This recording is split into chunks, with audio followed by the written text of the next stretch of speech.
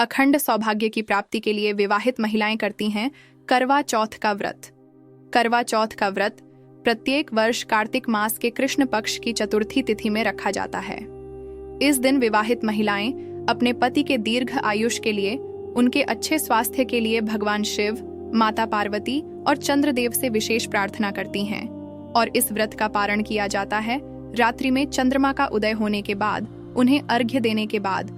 और ऐसा ही करवा चौथ का व्रत बस कुछ ही दिनों में आने वाला है।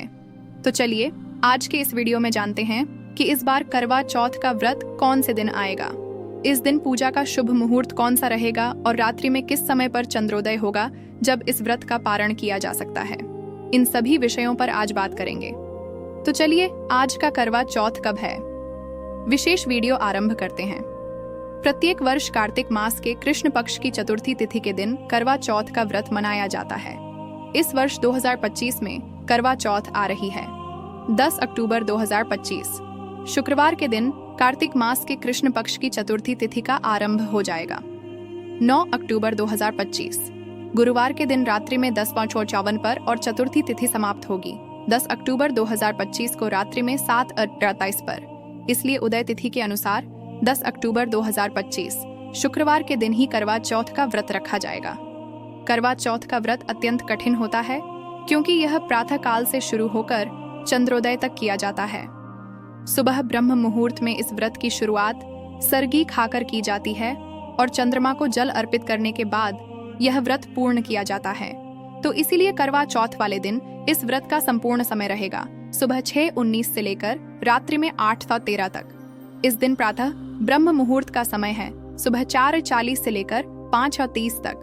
प्रातः काल में भगवान की पूजा आराधना कर सकते हैं सुबह 5:05 से लेकर 6:19 तक और सूर्योदय होगा सुबह 6:19 पर। इस दिन रात्रि में चंद्र उदय होगा रात को 8:13 पर। इसी समय पर जिन्होंने व्रत किया है वे चंद्रदेव का दर्शन करके अपने करवा चौथ के व्रत को खोल सकती हैं। अब करवा चौथ का दिन और संकट चतुर्थी एक ही दिन आते हैं और चतुर्थी तिथि भगवान गणेश जी को समर्पित है।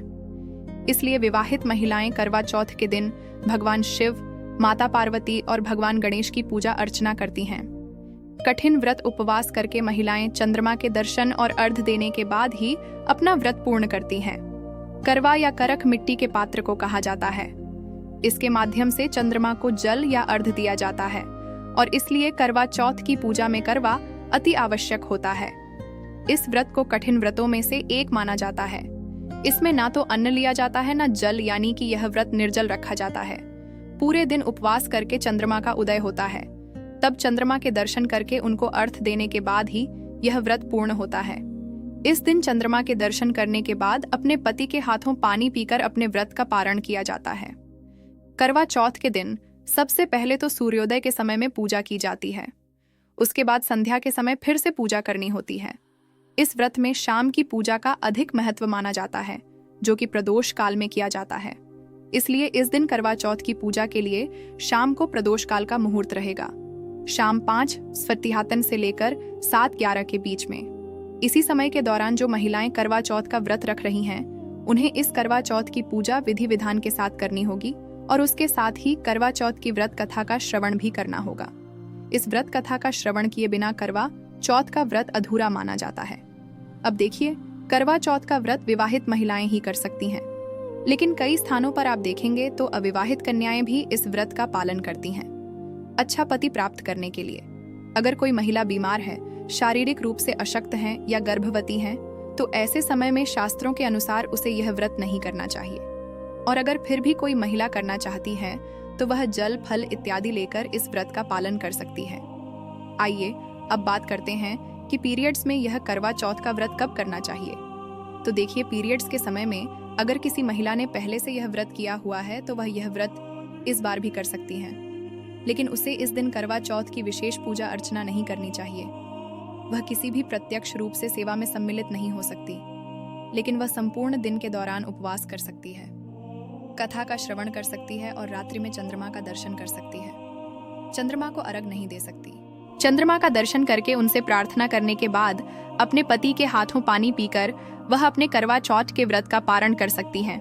इस प्रकार से व्रत का पालन करके वह मानसिक रूप से माता पार्वती और भगवान शिव की आराधना करके अपने पति के दीर्घ आयुष के लिए प्रार्थना कर सकती हैं।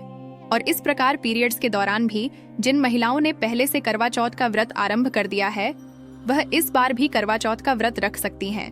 लेकिन मान लीजिए कोई महिला अगर पहली बार करवा चौथ का व्रत आरंभ करने जा रही है तो उसे पीरियड्स के दौरान इस व्रत को करने की शुरुआत नहीं करनी चाहिए, फिर उसे अगले वर्ष तक प्रतीक्षा करनी चाहिए।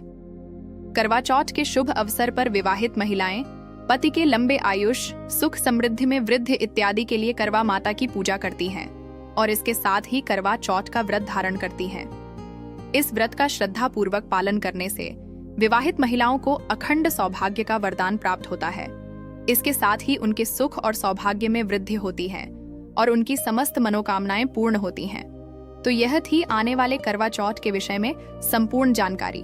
अगर इस करवा चौथ व्रत से जुड़ा हुआ आपका कोई प्रश्न है तो आप नीचे कमेंट बॉक्स में लिखकर हमें अवश्य बताइएगा, हम उसका उत्तर देने का प्रयास करेंगे।